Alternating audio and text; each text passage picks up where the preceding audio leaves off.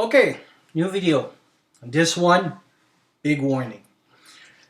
If you don't know what I'm going to be talking about, this is for information purpose. I do not take any responsibility about applying those things.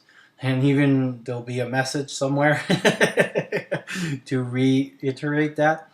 Very important because, like we talked in the past, a lot of the things that are in the self-reliance medicine can be checked because to get into that situation, it would be hard to make a study about this because you would be in the situation itself, and it's a little bit like MacGyver. A lot of things he does, like with unless you're Mythbusters, and they have like all the money to try and test what MacGyver was saying or doing. It's hard to really know would it work. And so we're talking here in self-reliance medicine. There's no other thing. It's a last resort, as well as you be well aware that what the things we're going to be discussing about can get you into trouble if you're doing, but it is worth discussing. So it's for information purpose. I don't take any responsibility about this. I'm not really teaching the techniques. I'm just putting concepts out there so to make you think and see things in a different view. Things I'm going to be talking about are coming from ideas based on studies of other subjects, but obviously there are not practice in hospitals the way we're going to talk about, but they're concept that you're it's a little bit like a MacGyver-ish system that we're going to be talking about.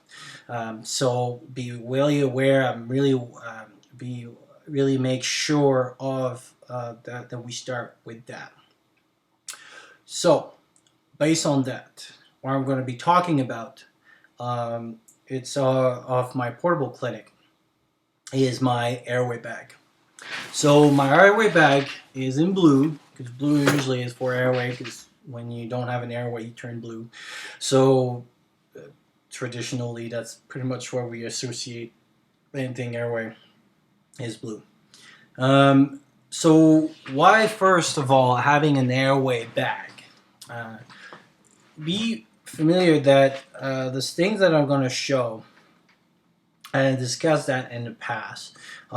There's no intubation per se on this, so endotracheal intubation, because I talked about that in the past, but we'll rediscuss it because now some people has been new and old and stuff.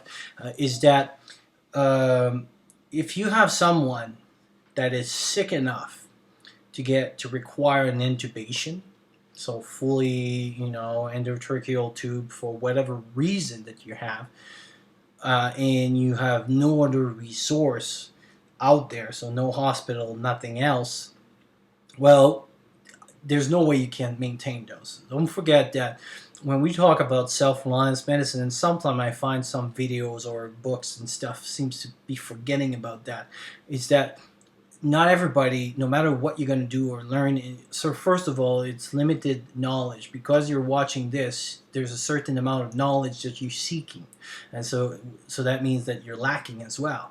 And we cannot make doctors or nurses or whatever, and even if all the training that people go through school would be taught on the internet or online or something like this, there's other stuff after that. There's kind of like the second learning, which is the most important part, which is learning by doing. So by seeing patients, seeing what a sick patient is. I mean, I've been doing critical care now for, I don't know, I think 14 years, and probably the first 4 years I had a little bit of a clue.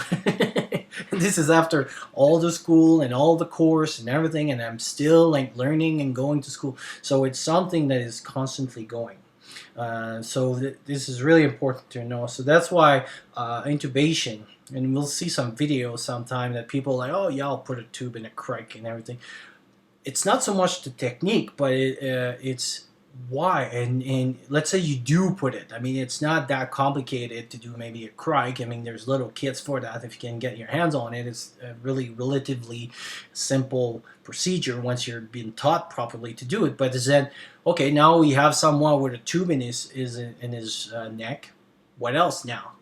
So those people usually from emergency will go, if they have an intubation, they'll go to the ICU. They have a ventilator. There's no way you can bag someone 24 hours a day for 5 or 6 days. It's impossible. You would get cramp unless you're Popeye or whatever. It's impossible to do. So somebody that would require that kind of care would be too sick for you to take care. And this is the other issue we talked a little bit before, and I'll probably redo another video on palliative care, is that there's some people that sadly, if they're even still alive, will have to be let go, as you'll have to say, look, there's not much we can do based on the where I am right now and with the resource and everything. So it's more about judgment about the situation, because things can be different. If you have someone, let's say, is in the building and you know that FEMA or other organization are right across the corner, well, maybe you can do something for the next 4 hours until FEMA or whatever else rescue can get to you. Well, that's a different situation that if those rescue team are 7 days or 8 days away from where you are. That's totally different. So same patient, same situation, same resource, but the other resource, or the second part of it, is quite different. Same thing with CPR. If you find someone in the middle of the street when you know there's an ambulance coming, you'll do CPR, you'll do your things. If you're in the middle of the woods, CPR, you'll have to think about it, because you're so far away and it's quite different. So this is that's the different and stuff. So this is where the mentality of that bag comes from, of this. So in airway, we mentioned that in the past. It's very important if you have somebody who's very unconscious and stuff, to maintain the airway. It's the first step, especially if they're unconscious.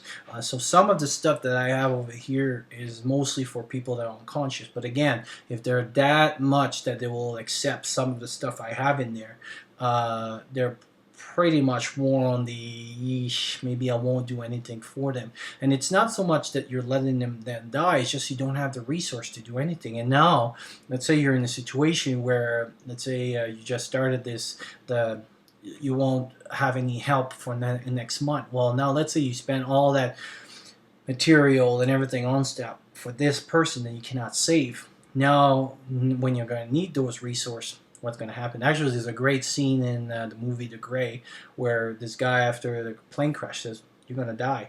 And the guy's, I don't know, well, and he's bleeding to death. And probably, you know, if they would be in a city and stuff, they would be able to do something about that. But in the middle of the Alaska with a plane and stuff, sadly, the guy gonna die. So because they don't have the resource to do anything. So it is something that you really, every time that you're gonna assess something, is it something that is worth spending the resource? And it's sad. It's really like, it's hard to imagine that you're gonna let people die. But if you just look at any healthcare professional, especially in a pre-hospital, when they go into mass casualty, so that means more than one person, or there's when the upper definition is that you have more injuries than the resource that you have, then that's what. So even if you have one person here, yeah, it's not mass casualty, but this person require way more care that you have the resource to provide to. So that's a little bit kind of a reverse, but it's still in the definition of mass casualty, because this person require way too much stuff that you cannot provide. So based on that, it's really important. So first, the warning, and again, I'll bring some stuff I'll bring over here and stuff, and it's just as idea and concept to kind of keep in your mind and do your own research and stuff. And second, be aware that there's sometimes things that there's nothing else you can do about. and sadly people will have to die of things that could be, I mean, in the past people would die of pneumonia. Why? Because we didn't have any antibiotic or treatments and stuff, so people were dying of stuff that we can keep them alive right now. But if you go back in the situation of self-reliance, we would go back like 50, 60 years behind of what we have right now, even if we so even if the hospitals are there or the antibiotics, it's not just that. Sometimes antibiotics have to be provided intravenously. Well, if you don't have the equipment to provide them intravenously, then it's not as efficient as if you would take the pills, and you need to write the right antibiotics and all that kind of stuff. So that's another subject. But um, so airway bag. So my airway bag basically is separated. As you can see over here, it's got like little compartment. The first thing, it has a pocket mask, regular pocket mask for CPR with the valve. Like most people, if you ever take a first aid course or anything, you're familiar with this. This is another type of mask, which is called the new mask. Basically, this one is a little bit like a mouth guard, so you put it in your mouth and then you can still breathe with them. The advantage of this is that you don't. It's easier than to hold the mask like this, because you put it in between your teeth, so you don't have to have like the two hands and stuff, which sometimes it's hard to make a good seal on the face. So basically, you use the new mask. The next thing, we were talking about bagging, so now this is the bagging. The bag unit is outside because I'm gonna do a demonstration, but basically it fits in there. It's a little box, it closes inside, so it's easy to carry. It has a bagging unit and a mask, which I'll show in a few minutes. Then another unit here is called a PEEP valve, PEP valve, and this goes at the end of the bagging unit, and I'll show in a few minutes the purpose of this. So that's inside. Then what I carry is material to keep the airway open. So the first one here is a multi-purpose. It comes with the new mask. It's the multi-purpose OPA, so oropharyngeal airway, that comes with, like I was saying, with the new mask. So basically what it is, it's kind of in rubbery, and technically you're cutting at the size, because basically when you measure those things, it goes from the corner of your mouth to the side of your lobes here. So you see this would be perfect size, but if it's too big, then it's going to push the tongue, and if it's too small, then you're almost going to choke on it. So that's define the purpose of it. So basically you cut it where you're supposed to. I didn't really try them out yet, but I heard that it's pretty good, and basically they work with the new mask. As you can see, it's a nice fit for that. So that's one of the airway. This was the basic airway. We're gonna go into more advanced airway, and we'll do part 2 of this video.